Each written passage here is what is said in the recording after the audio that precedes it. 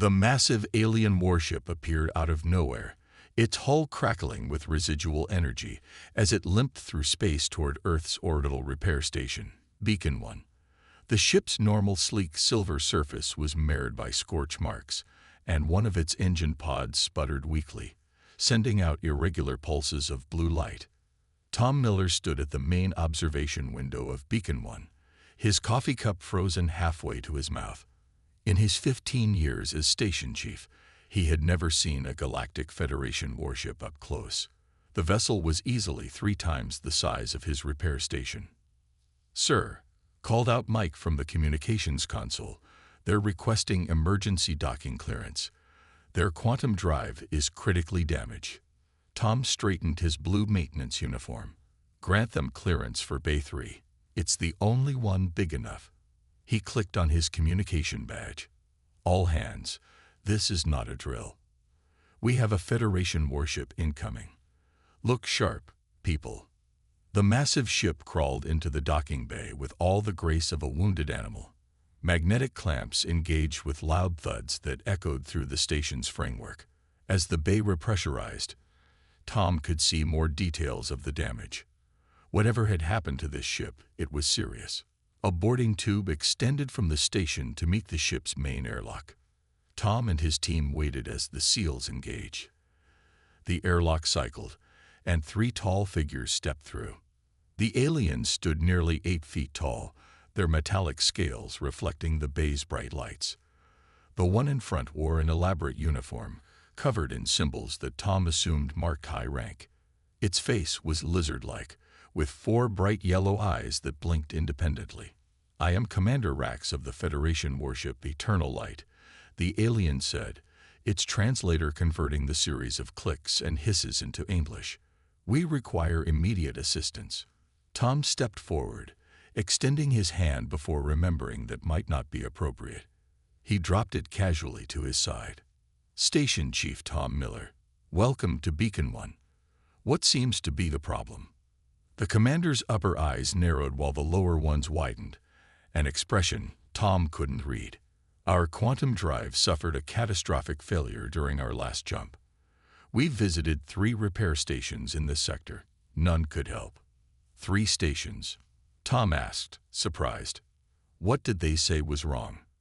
"They claimed the damage was too severe, that the entire system would need to be replaced." The commander's scales rippled in what looked like frustration. "The nearest Federation shipyard is 6 months away at sublight speed. We were told this. Human station might help, though I admit we were skeptical." Tom gestured to his chief engineer. "Bob, grab your diagnostic kit. Let's take a look." The alien officers followed them to the engine access point. Bob pulled out his tablet and some basic scanning tools, equipment that looked ancient compared to the sleek Federation tech surrounding them. The commander's assistant made a sound that the translator rendered as a scoff. "You'll diagnose a quantum drive with that primitive equipment." Bob didn't even look up from his tablet. Sometimes the old ways work best. He pressed a few buttons, and a holographic display of the engine's internal workings appeared above the tablet. "Well, there's your problem right there." The aliens crowded around, all 4 eyes on each of their faces fixed on the display. "The quantum field generator's timing is off by 0.003 microseconds, Bob explained, pointing to a rapidly fluctuating pattern.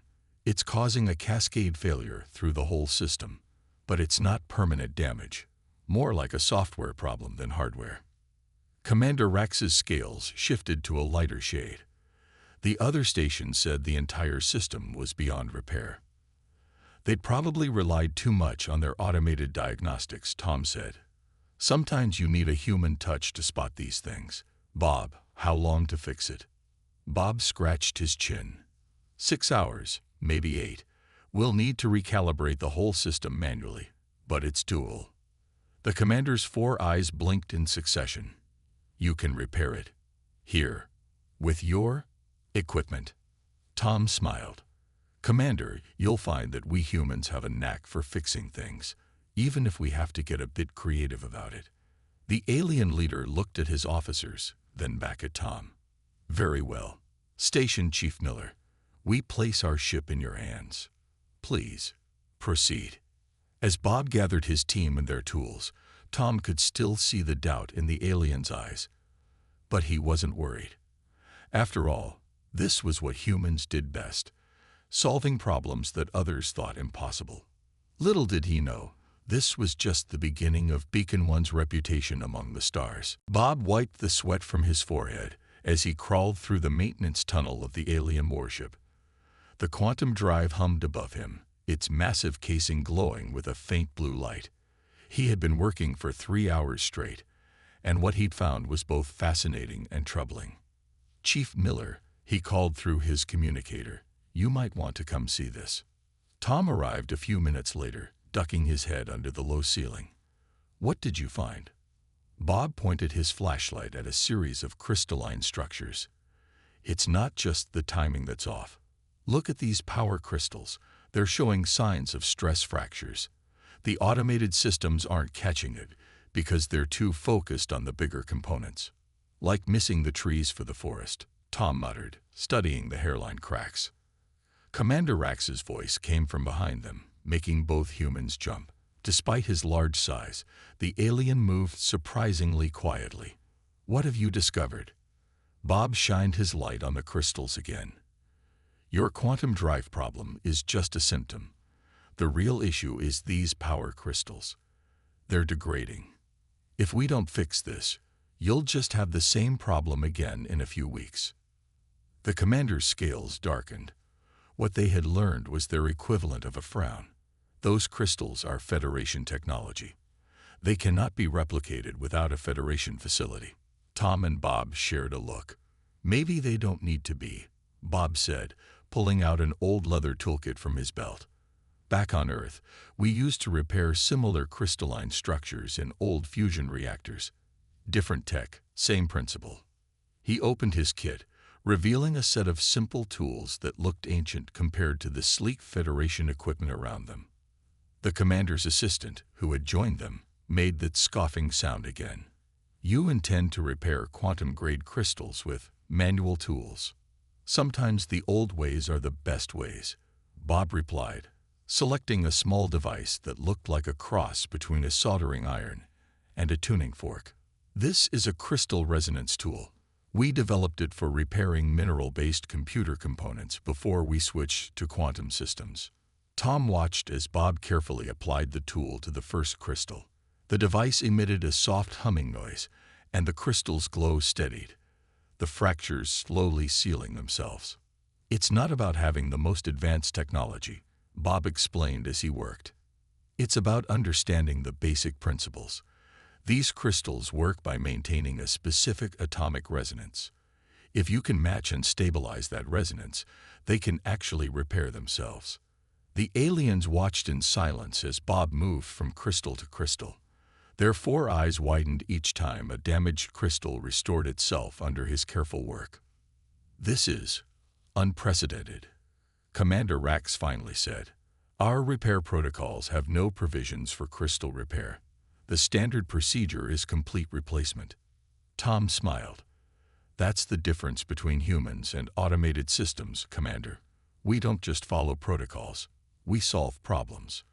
Over the next few hours, Bob and his team worked through the entire crystal array. They used tools that looked like they belonged in a museum, but their results were undeniable.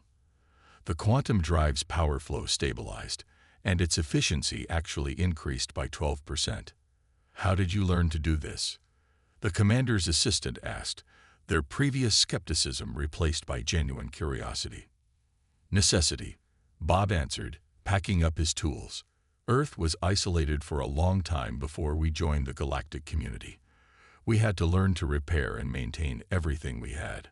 Make things last. Find creative solutions when we couldn't just replace parts." Commander Rax nodded slowly. "Perhaps there is something to be said for this human touch after all." As they finished the repairs, Tom noticed several crew members taking pictures of Bob's tools and techniques with their advanced devices. He smiled, knowing word would spread about this. "The quantum drive calibration is complete," Bob reported. "You're good to go, Commander. though I'd recommend regular crystal maintenance from now on. Might save you some trouble in the future." The Federation ship departed an hour later, its engines humming with renewed power. As Tom watched it disappear into the darkness of space, he couldn't help but feel proud. Humans might be newcomers to the galactic community, but they had something valuable to offer.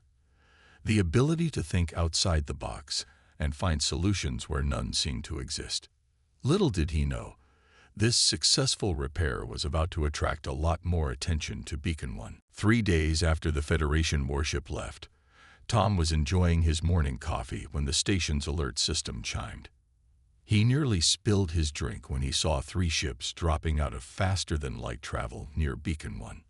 Multiple vessels requesting emergency repairs, Mike announced from his console.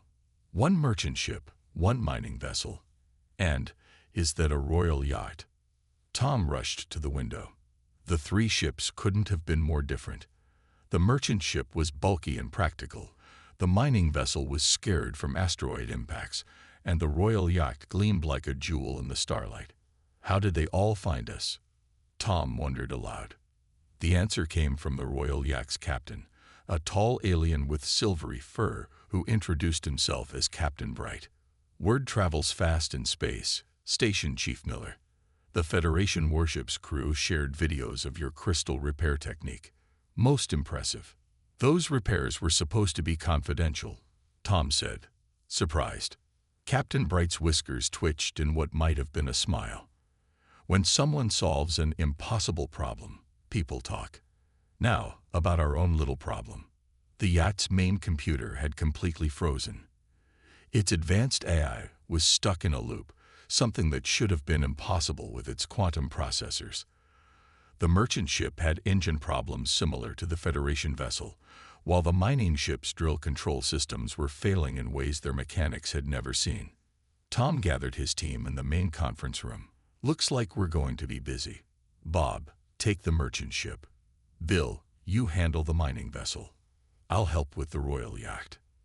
The station became a hive of activity. In Bay 1, Bob used the same crystal resonance techniques that had worked on the Federation ship.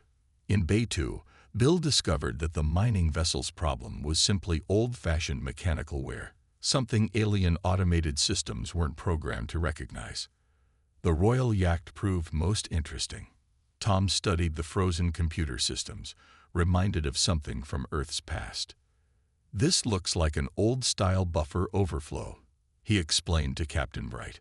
"We used to see this in computer systems hundreds of years ago. Your eye is so advanced it's run into one of the most basic programming problems there is." The captain's fur rippled in confusion. "Can you fix it?" "Better." Tom grinned. "We can teach you how to prevent it from happening again." Over the next 2 days, the repair teams worked around the clock. They didn't just fix problems. They showed the alien crews what had gone wrong and how to spot similar issues in the future. It was something no automated repair station would have done. Word continued to spread. By the time the 3 ships were ready to leave, 5 more had arrived. The station's communication system was flooded with repair requests from across the sector. "We're going to need more staff," Tom told his team during their evening meeting. "And more supplies. I never thought I'd say this, but we need to dig out more of our old Earth repair equipment from storage." "Did you see the latest payments?" Mike asked, showing them his tablet. "These aliens are paying premium rates for our primitive repairs. They're even offering bonuses for teaching sessions." Bob laughed. "Who would have thought our old-school engineering would be worth so much?" The meeting was interrupted by another alert. A massive ship had just appeared, larger than anything they'd seen before. "Message incoming," Mike announced. It's from Galactic Federation Command." The room fell silent as Tom opened the communication channel. A hologram appeared, showing a high-ranking Federation official. "Station Chief Miller," the official said formally. "Your recent repairs of our warship have attracted significant attention. The Federation Council is interested in discussing a formal partnership with Earth's repair stations." Tom looked around at his team's stunned faces. Their little repair station had just caught the attention of the most powerful organization in the galaxy. "We look forward to those discussions," Tom replied diplomatically. "Though I should warn you, we do things a bit differently here." The official's expression shifted to what might have been amusement. "That, Station Chief Miller, is precisely why we're interested." As the hologram faded, Tom realized that Beacon 1 was about to become much more than just a repair station. It was becoming a symbol of humanity's unique contribution to the galaxy, proving that sometimes the old ways, combined with human ingenuity, could solve problems that even the most advanced technology couldn't handle. The alarms on Beacon 1 blared in the middle of the night shift. Tom rushed to the control room in his pajamas, still pulling on his uniform jacket. "What's happening?" he demanded, looking at the main screen. "Luxury liner Stardream just dropped out of hyperspace," Mike reported, his fingers flying over the controls. "They've got multiple system failures. 3,000 passengers on board." The ship that appeared on their screens was enormous, a gleaming white vessel shaped like a graceful swan.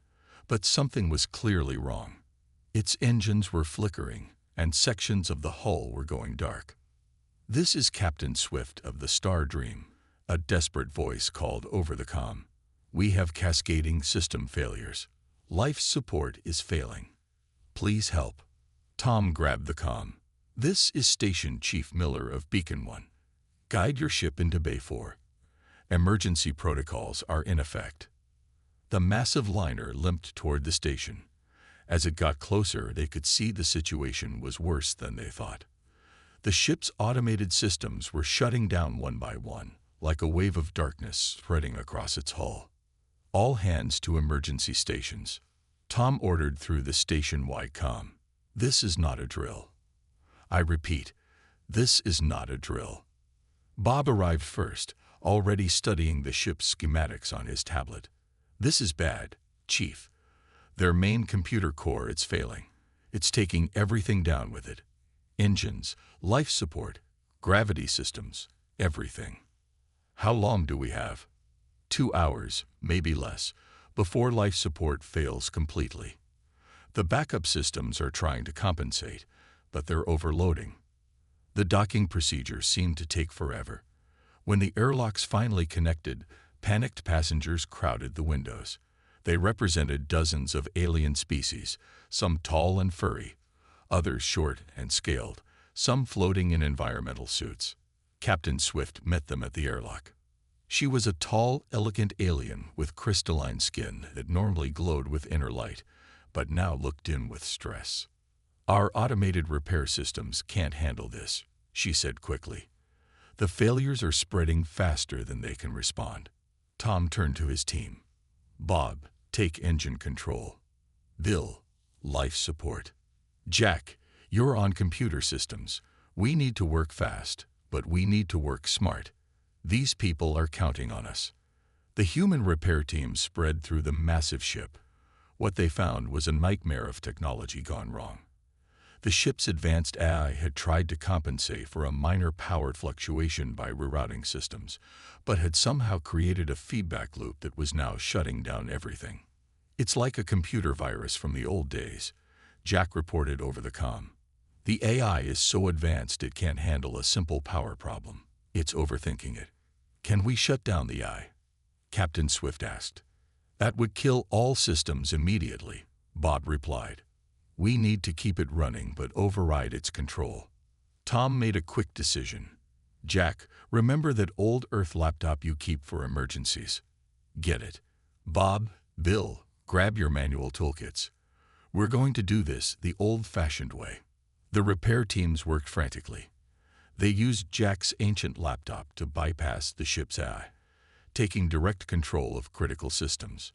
Bob's team manually stabilized the engines using crystal resonance tools, while Bill's group restored life support by literally rewiring control panels. "This is impossible," one of the ship's engineers said, watching humans use simple tools to override their advanced systems. "These are primitive methods." "Sometimes primitive is exactly what you need," Tom replied, helping Jack connect his old laptop to the ship's systems. Your AI thinks in quantum calculations. We think in practical solutions. With less than 30 minutes of life support remaining, they finally got control. The ship's lights stabilized, and the engines hummed back to life. A cheer went up from the passengers watching through the observation windows. Captain Swift's crystalline skin glowed brightly with relief. "You saved my ship. You saved everyone on board. How can we repay you?" Tom looked at his tired but proud team. "Just spread the word that sometimes the old ways still work best, and maybe consider adding some manual backup systems to your automated controls." As the crisis ended and the passengers began to relax, Tom received another message from Federation Command. "Station Chief Miller," the official said, "we observe your handling of this crisis. The Federation Council has decided to fast-track that partnership we discussed. Your station's methods may be unconventional, but they're exactly what this galaxy needs." Tom smiled, watching his team pack up their primitive tools, the tools that had just saved 3,000 lives.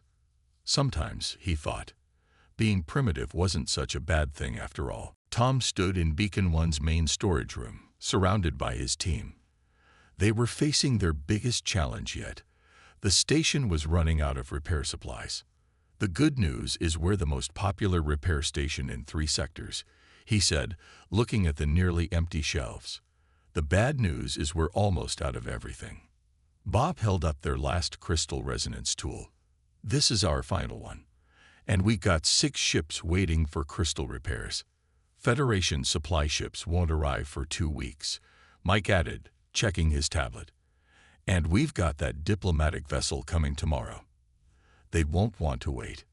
Tom walked over to the station's viewport, looking at Earth below. His eyes caught sight of something floating in orbit, one of the thousands of old satellites from humanity's early space age.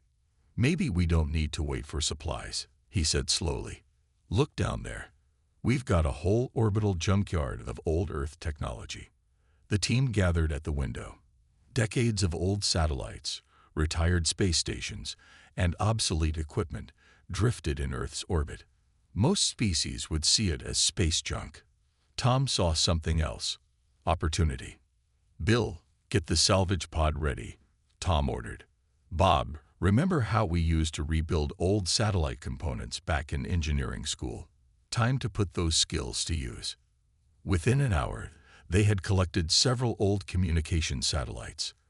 The team laid out the parts on the repair bay floor, surrounded by curious alien engineers who had come to watch. "These crystals are primitive compared to yours," Tom explained to the watching aliens, holding up a satellite's communication array. "But the basic principles are the same. We can modify them to work with your advanced systems." Bob was already taking apart one of the arrays. "Look at this," he said excitedly. "The old Earth crystals are simpler, but they're more stable. They don't have the efficiency of alien tech, but they last longer." The alien engineers watched in amazement as the humans began combining old Earth technology with advanced alien components.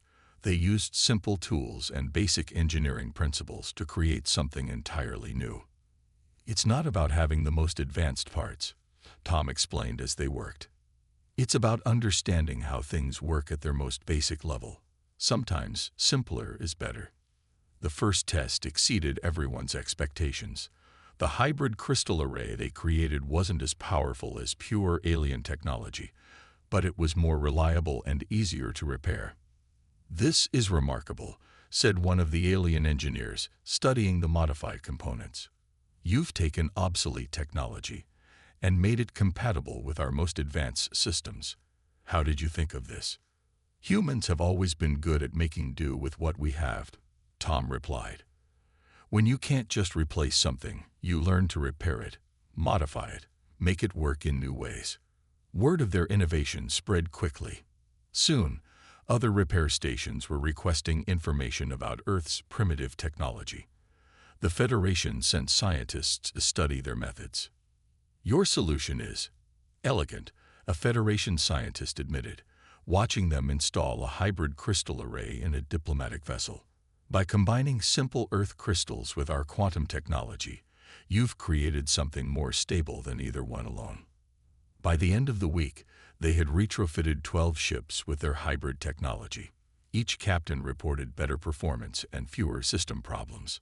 Tom called a meeting to share the good news.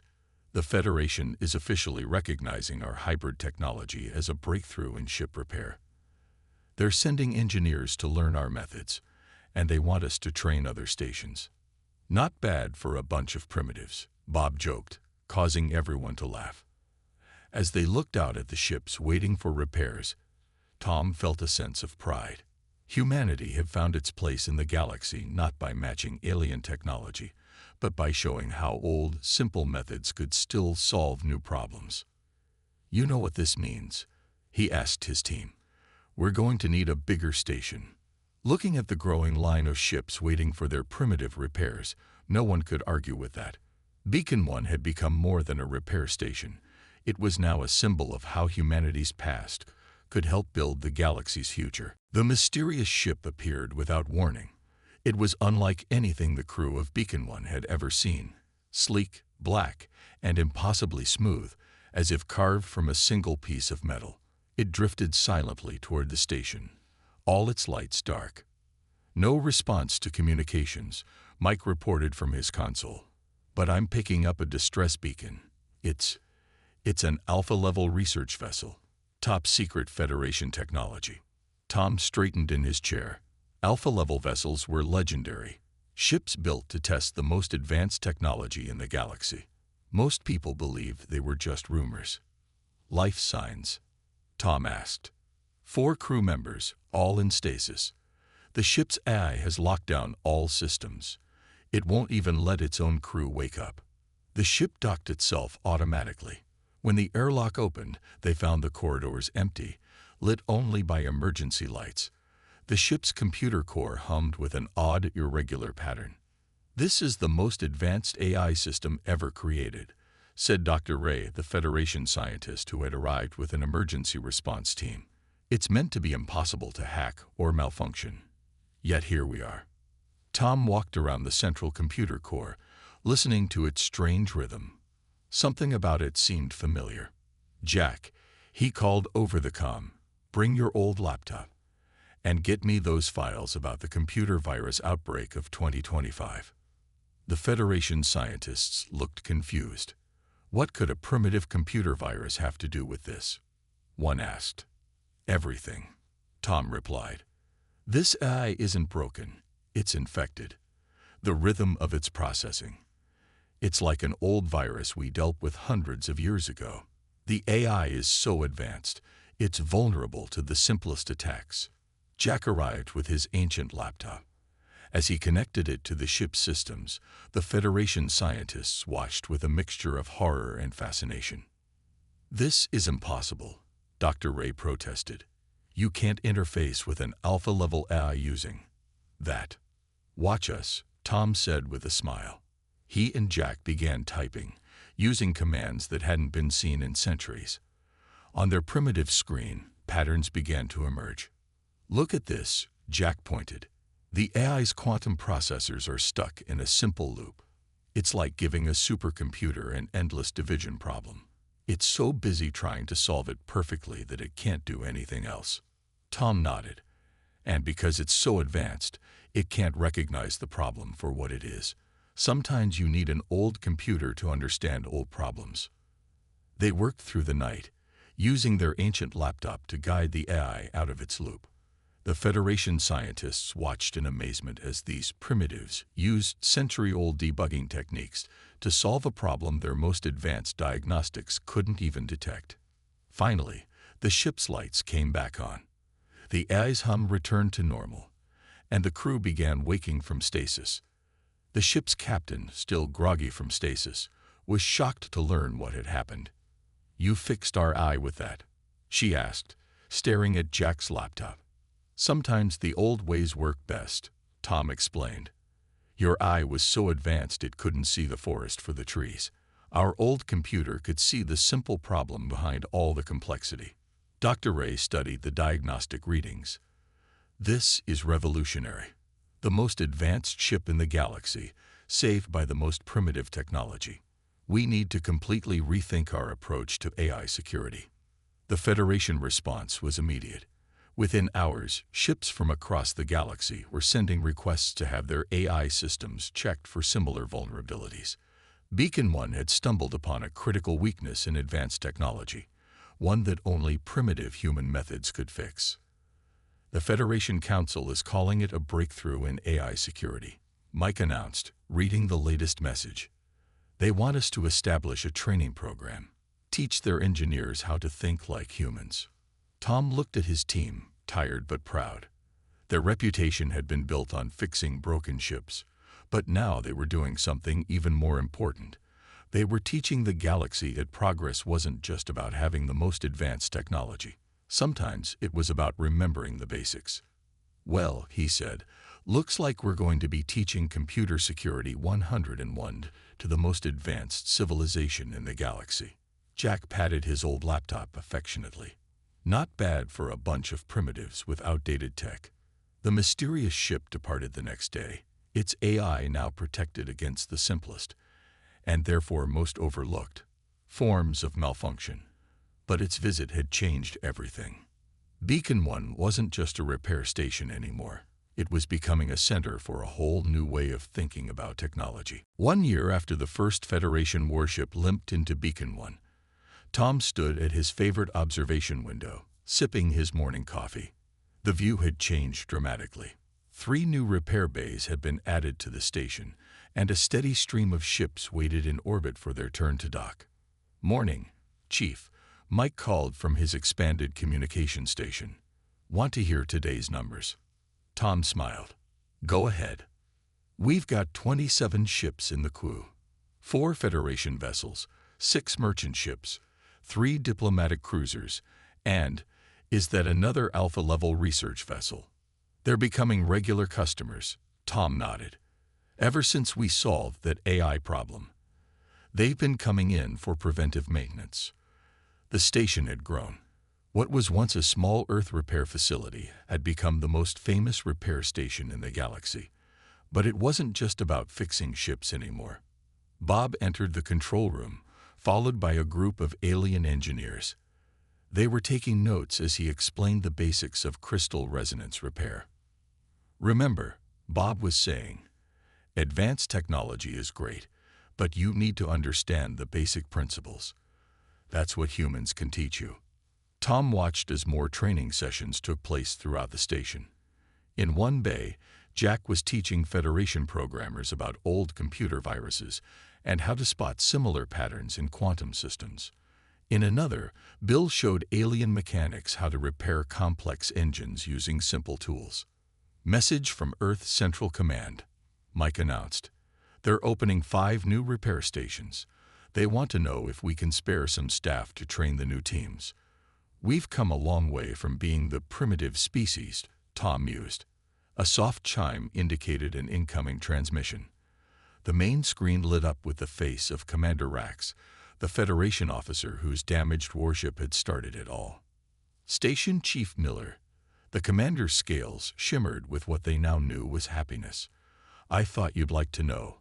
The Federation Council has officially adopted the Human Repair Protocol as standard procedure across all Federation space." Tom raised his coffee cup in salute. "Glad we could help, Commander." "Help? You've revolutionized how we think about repairs. Your primitive methods have saved more ships in the past year than all our automated systems did in the previous 10.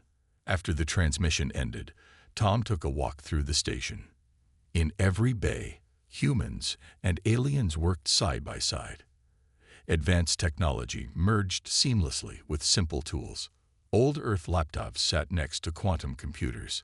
It was exactly what humanity had always been best at, taking the best of the old and the new, and making something better. "Chief," called one of the younger engineers, running up with a tablet. "We just got the test results from that hybrid crystal array we installed last month. Efficiency is up 40%, and it's more stable than pure quantum crystals." "Send the data to the Federation Science Council," Tom replied, "and start preparing more arrays. I have a feeling we're going to need them." As the day shift changed to evening, Tom gathered his senior staff for their daily meeting. The room was more crowded now, with both human and alien faces around the table. 1 year ago, Tom began, we were just a small repair station, trying to prove we could fix advanced alien technology. Now look at us. We're teaching the galaxy that sometimes the old ways are the best ways. To primitive solutions, Bob raised his coffee cup. To understanding the basics, Jack added. To human ingenuity, Bill chimed in. Tom looked out at the line of ships waiting for repairs, each one a testament to humanity's unique contribution to the galaxy. They hadn't needed to match alien technology to prove their worth. They just needed to be themselves. Problem solvers who never forgot the importance of understanding the basics. You know what? Tom said to his team. I don't think we're primitive at all. We're just practical. And sometimes that's exactly what the galaxy needs. As the station's lights dimmed for evening shift, the repair bays remained busy. Humans and aliens worked together, combining the best of both worlds. Beacon 1 had become more than a repair station. It was a symbol of how far humanity had come and how much they still had to teach the galaxy. The future was bright, and it was being built one repair at a time.